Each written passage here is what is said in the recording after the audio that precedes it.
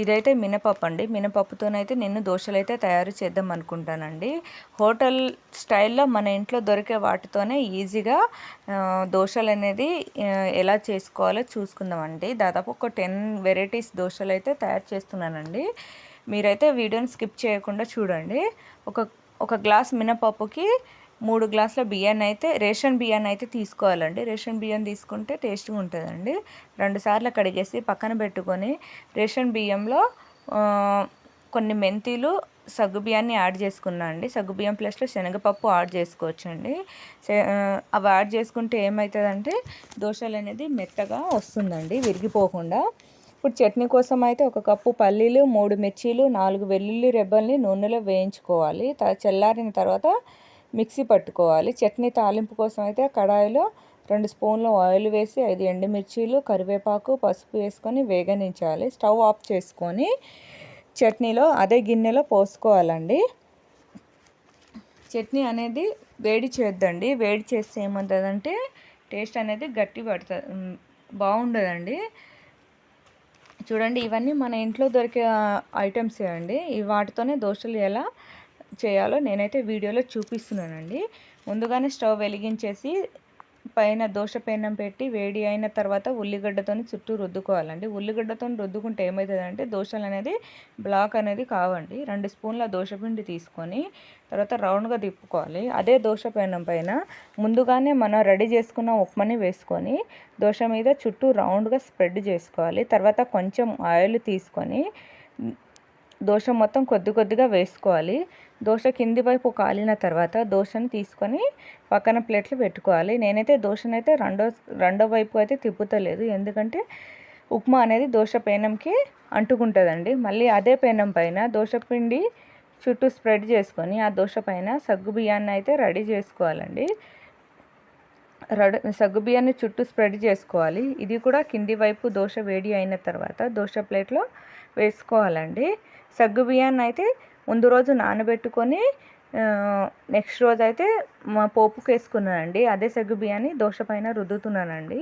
ముందు రోజు నానబెట్టుకుంటేనే ఆయిల్లో అనేది వేగుతాయండి.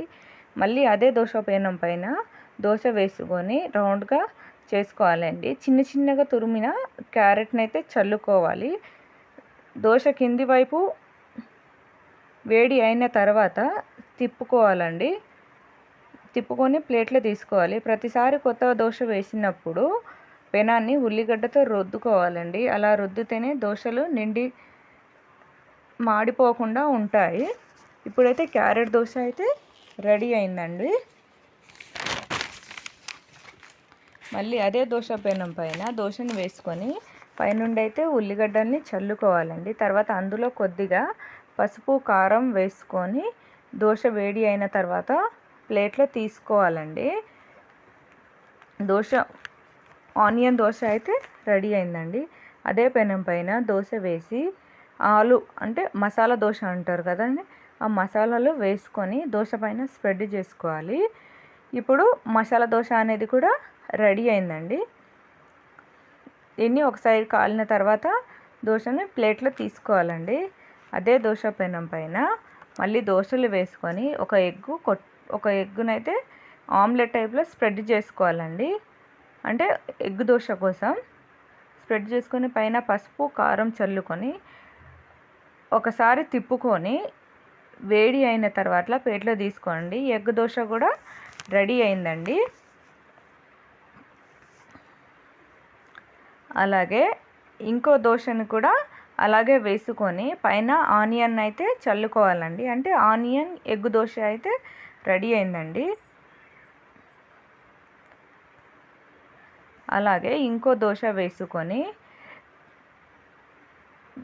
పైనుండి అయితే పన్నీర్ని ప్లేట్లో ఇట్లా వీడియోలో చూపినట్టు తురుముకుంటూ దోశ మొత్తం స్ప్రెడ్ చేసుకొని కొంచెం పసుపు, కారం చల్లుకోవాలండి. ఎలాంటి మసాలాలు అవసరం లేదండి. ఒకసారి దోశను తిప్పుకొని ప్లేట్లో తీసుకోవాలి. ఇప్పుడు పన్నీర్ దోశ కూడా రెడీ అయిందండి.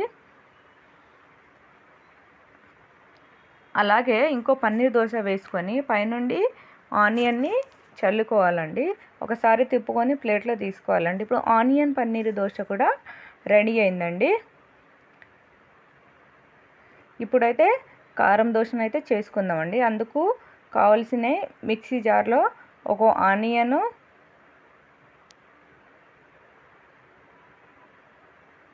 3 ఎండుమిర్చీలు, 5 వెల్లుల్లి రెబ్బలు వేసి మిక్సీ పట్టుకోవాలండి.